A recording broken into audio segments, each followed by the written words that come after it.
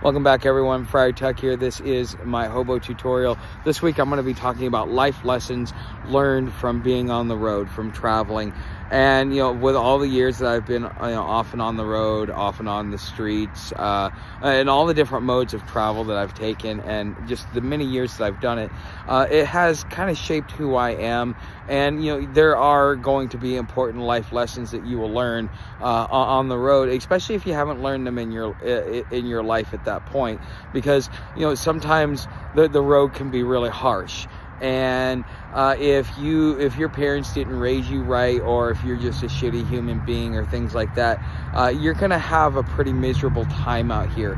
And when you take responsibility and accountability for your actions, it is something that it changes the way that people treat you and the way that people interact with you. And I mean, I work on it a lot. I still have my bad days, but there are, when you come out here, you really have to you really have to have already been a student of Hard Knocks, the Hard Knocks Cafe, essentially. So one of the most important lessons that I learned, though, was to accept who I am.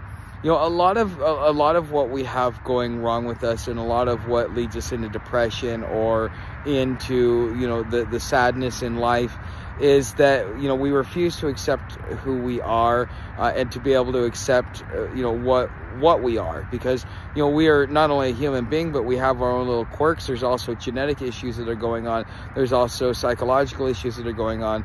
There are there's environmental issues going on, and that's going to shape who you are and who you choose to become. But the thing is so many people carry around so much guilt about it, that what it does is it hinders them, and it keeps them in that spot so much longer. I mean, people that are homeless, and then they want to feel bad that they're homeless, because most of those people were talking trash about the homeless to begin with, and either that or mistreated the homeless in one form or fashion. And now that they're in that situation, now they feel guilty, because not only do they know better, because they were sitting there on their high horse chastising people and never expecting it to happen to them, because they were a hard worker. They never expected to get injured, or for something to happen that would end up leading them to living outside.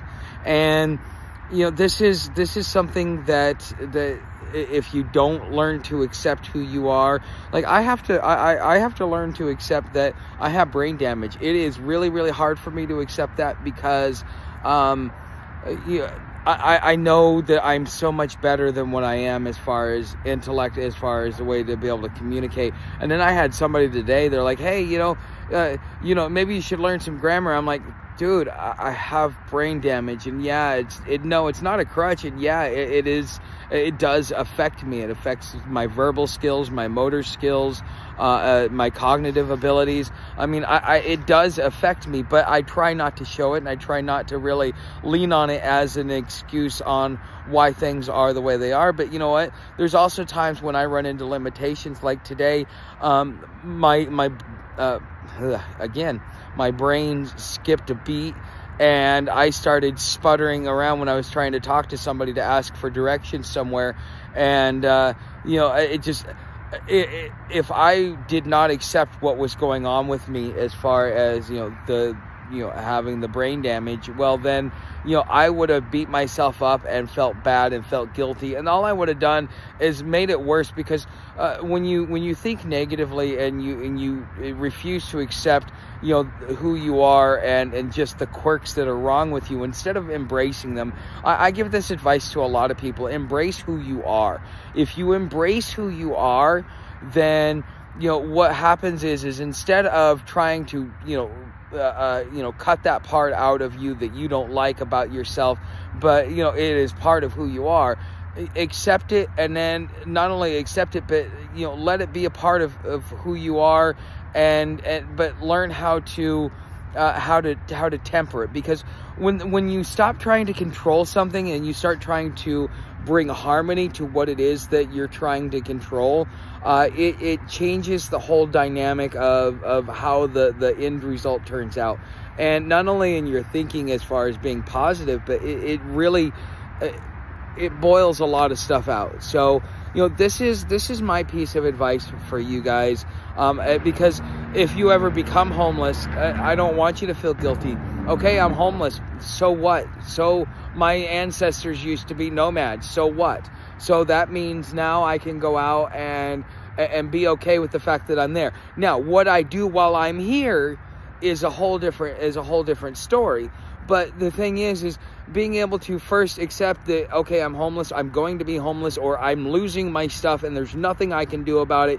Instead of trying to grasp at straws and throwing good after bad, accept that it's happening, move on, and what are you going to do about it? Okay? How do you embrace the situation and turn it into an opportunity? Okay?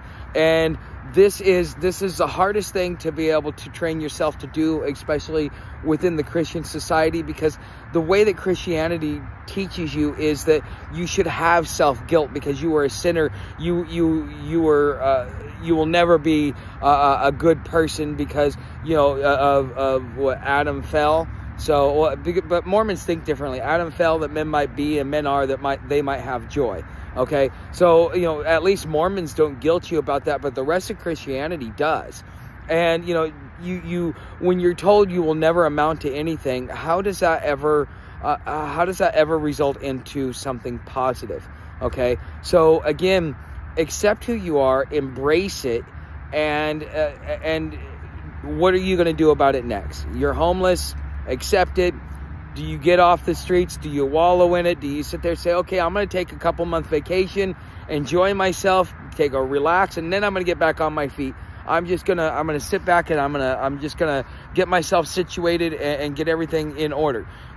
Again, what is it you're going to do about it? Because you can't control it. You can only